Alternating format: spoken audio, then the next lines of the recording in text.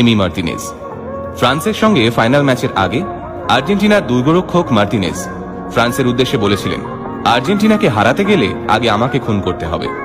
অথচ এই মুহূর্তে বিশ্বের সবচেয়ে আলোচিত গোলকিপার মার্টিনেজ আর্জেন্টিনার হয়ে মাত্র 25টি ম্যাচ খেলেছেন। আগে হ্যাঁ, মাত্র 25টি ম্যাচ খেলেই তিনি আর্জেন্টিনাকে বিশ্ব চ্যাম্পিয়নের খেতাব জিতিয়ে দিলেন। আর্জেন্টিনার হয়ে মার্টিনেজের অভিষেক হয় গত বছর, অর্থাৎ 2021 সালে। আর্সেনাল ক্লাবে জায়গা পেতে এই মার্টিনেজকে 10 বছর অপেক্ষা করতে হয়েছিল। ঠিকই শুনেছেন, 10 বছর আর্সেনালের বেঞ্চে চুপচাপ বসে থাকতেন এমি। অথচ মাত্র 17 বছর বয়সেই আর্সেনালের ইউথ টিমে জায়গা পেয়েছিলেন এমি। আর্জেন্টিনা ছেড়ে ইংল্যান্ডে পাড়ি দেওয়ার সময় কান্নায় ভেঙে পড়েছিলেন এমির মা আর ভাই। বারবার বলছিলেন, আমাদের ছেড়ে এত দূর যাস না। খানিকটা দূরে দাঁড়িয়ে এমির বাবাও হাউ হাউ করে কাঁদছিলেন, কিন্তু ছেলেকে আটকাননি, কারণ তিনি জানতেন তিনি এমির পড়াশোনার খরচা দিতে পারবেন না। এমিও জানত